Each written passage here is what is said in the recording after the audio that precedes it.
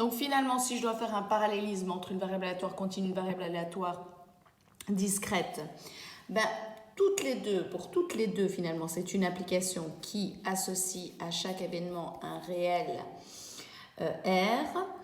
Mais dans le cas continu, eh ben, tous ces réels R, c'est un nombre infini non dénombrable.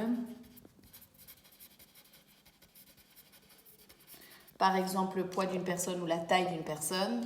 Tandis qu'ici, okay, c'est fini, ou on va dire infini dénombrable, c'est-à-dire qu'on va pouvoir donner finalement un certain nombre précis de valeurs, 0, 1, 2, 3, 4, 5, mais pas un nombre infini. Alors, dans le cas d'une variable aléatoire discrète, nous avions une fonction, on n'appelait pas ça la fonction, on appelait finalement la fonction de distribution. On est dans la variable aléatoire discrète, pardon. Ce qu'on appelait ici, c'est la fonction de distribution de probabilité. Rappelez-vous, distribution de probabilité, eh ben, c'était surtout une courbe, enfin, c'était essentiellement une fonction où on reportait chaque probabilité en fonction des xi et on avait un truc comme ça. Hein, je fais un peu vite. Voilà, c'était la f de x qu'on appelait la distribution de probabilité. Dans le cas de ma variable aléatoire continue, on appelle ça une fonction non plus de distribution, mais une fonction de densité. Cette fonction de densité, qu'est-ce qu'il y a? Eh bien, elle est représentée également comme ceci, sauf que c'est une courbe qui est un peu en forme de cloche, qui ressemble un peu comme ça à celle-là, mais avec une infinité de bâtonnets. Et voilà ma fonction de densité f de x. D'accord? La fonction grand f de x, dans les deux cas, elle s'appelle fonction de répartition. C'est quoi la fonction de répartition?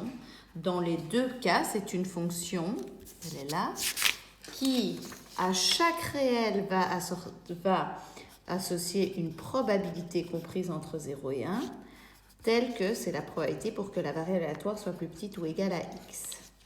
Dans le cas d'une variable aléatoire continue, on se rappelle qu'elle prend la forme d'un S avec une asymptote horizontale en y égale 1 et en y égale 0. Ça, c'est dans le cas d'une variable aléatoire je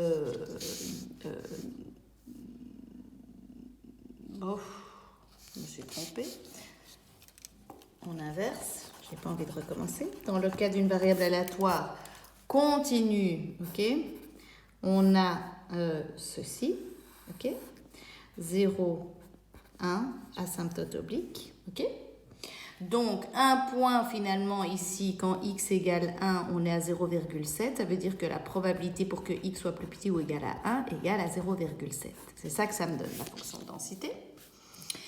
Et enfin, rappelez-vous, dans le cas d'une discrète, on avait ceci, puis on avait une fonction en escalier, je ne sais pas si vous vous souvenez. Et effectivement, après, ça allait jusque 1. Ça ressemble effectivement fortement.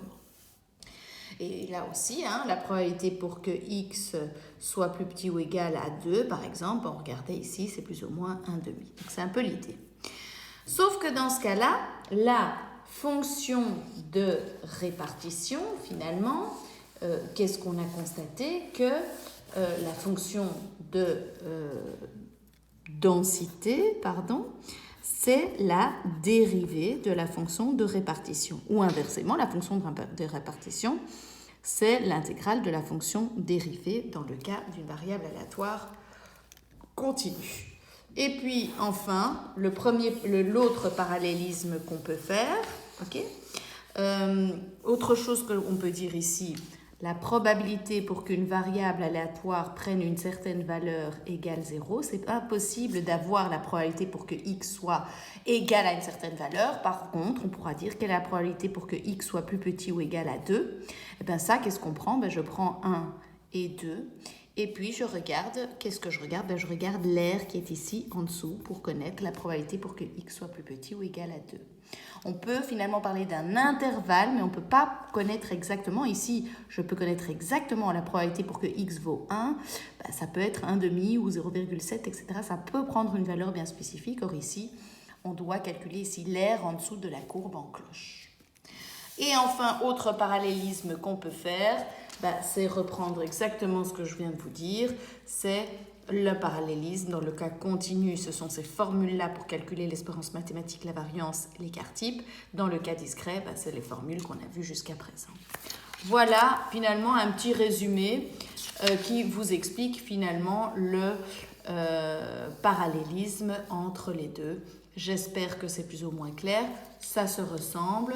Et on peut relire finalement l'exercice qu'on a fait ensemble avec cette fameuse fonction de densité.